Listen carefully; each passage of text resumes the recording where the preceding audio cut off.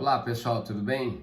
O que eu vou falar aqui agora não é bem um depoimento profissional, mas muito mais um depoimento pessoal, obviamente, porque eu sou jornalista, não sou psicólogo, nem sou psiquiatra, mas eu acho que é um depoimento que pode ajudar um pouco as pessoas nesse momento de isolamento social, né? Quando a gente está num momento como esse, especialmente por dois motivos. Primeiro, pela questão da doença em si, né, do Covid-19.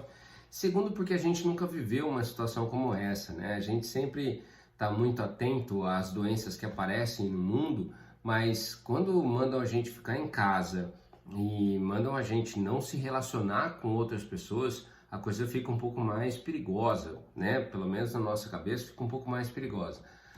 E quem tem ou já passou por uma situação de estresse pós-traumático ou do síndrome do pânico, tende a exagerar um pouco mais nesse processo ou sentir um pouco mais esse processo, né?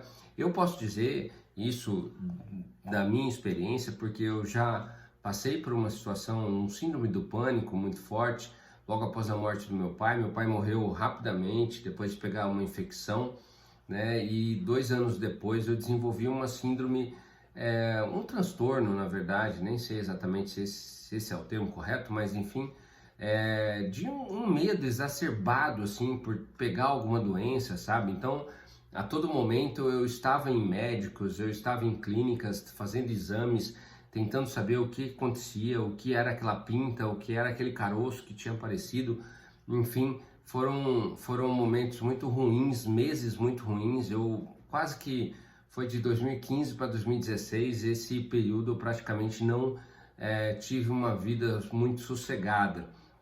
E eu consegui me curar, né?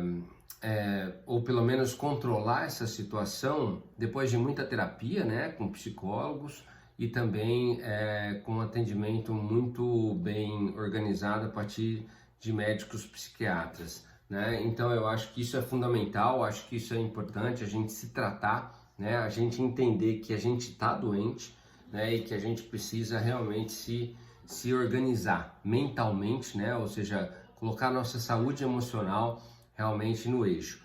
E hoje eu me vejo como uma pessoa curada, né, dessa situação, mas que quando aparece um caso como esse, como o Covid-19, é realmente preocupante, porque muita coisa a gente traz, né? A gente relembra, a gente tenta, na verdade, reviver. Eu acho que a nossa mente começa a criar algumas armadilhas para que a gente reviva aqueles momentos mais traumáticos que a gente passou. E aí eu quero colocar aqui para vocês que assim, um pouco do que eu estou fazendo para tentar eliminar, né, a chance de eu cair de novo nessa armadilha do estresse pós-traumático, do síndrome do pânico, em razão da Covid-19, né? Então, por exemplo, a questão dos sintomas, né? Muita gente fala, se você começar a prestar atenção nos sintomas, e quem já tem um pouco de hipocondria ou já tem, na verdade, um histórico de síndrome do pânico, é muito fácil de você começar a sentir esses sintomas rapidamente.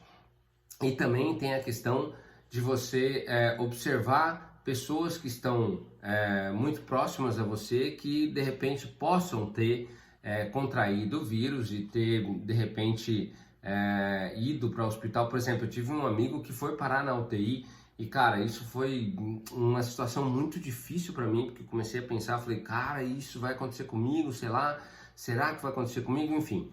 Bom, o que eu faço para resolver tudo isso? Primeiro, gente, primeira coisa é a gente tentar ter ferramentas emocionais para a gente conseguir não cair nessa situação. A primeira ferramenta que eu tenho, ferramenta emocional forte que eu tenho, é você deixar a sua mente um pouco mais ativa, no sentido de não ficar tão bitolado em rede social ou em sites jornalísticos, sites de informação.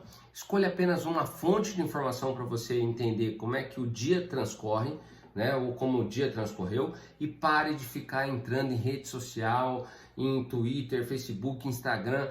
Não é que você não possa entrar, mas tudo que apareça relacionado a essa pandemia, pula, vai para frente. né? Não deixa isso correr. Outra coisa importante é a gente manter um relacionamento nas redes sociais com a nossa própria família ou então com os nossos amigos.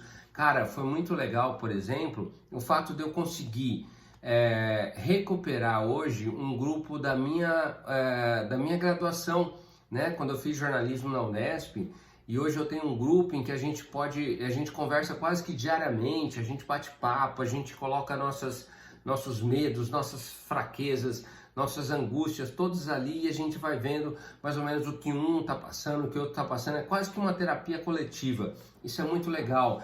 E se isso também pode acontecer entre amigos, pode acontecer entre famílias. Então mantenha sempre a sua família numa possibilidade de você interagir. E hoje em dia não é só o WhatsApp, né, cara? A gente tem o Google Meet, a gente tem o Zoom, são ferramentas que a gente pode se ver, né, basicamente dentro de uma relação interpessoal. Uma outra coisa importante que eu acho que é fundamental nesse processo, né, da gente não ficar pirado, né, por conta do Covid-19, é a gente poder fazer exercícios. Gente, o exercício físico deixa a gente ativo e mais do que isso, deixa a nossa mente entendendo que nosso corpo não está caindo, né? Porque quanto mais exercício você faz, mais forte você fica e você começa a perceber que, cara, não é uma gripezinha que vai te derrubar, embora o Covid não seja uma gripezinha, mas pensa comigo que a sua mente vai conseguir fazer com que você entenda que se você está bem de saúde, se você está conseguindo fazer bastante exercício, você tem menos propensão para pegar uma doença. Então isso é importante, o exercício físico é importante e isso vale a pena pra gente. Outra coisa importante é que se você está em isolamento social, e aí é a terceira dica que eu dou, se você está em isolamento social e se você tem muitas coisas para fazer, se você está fazendo um home office, se você tem atividades em casa para fazer, cara, não faça tudo no mesmo dia. Organize isso, espace isso, crie uma agenda, crie um cronograma de atuação, tanto para o seu trabalho como para as suas atividades em casa. Isso faz com que você tenha, na verdade, algo para fazer no dia seguinte. E isso faz com que a tua mente se prepare um pouco mais para isso. Porque se você resolve tudo num dia só, no dia seguinte você não tem nada para fazer, a sua mente pira. Você fala assim, cara, e agora? O que eu vou fazer aqui dentro dessa casa, sozinho, né? Preocupado com tudo, e você começa a olhar tudo, você começa a ouvir todas as notícias, você começa a pirar, você começa a sentir todos os sintomas. E aí, gente, é ladeira abaixo e você não vai conseguir mais resolver com isso.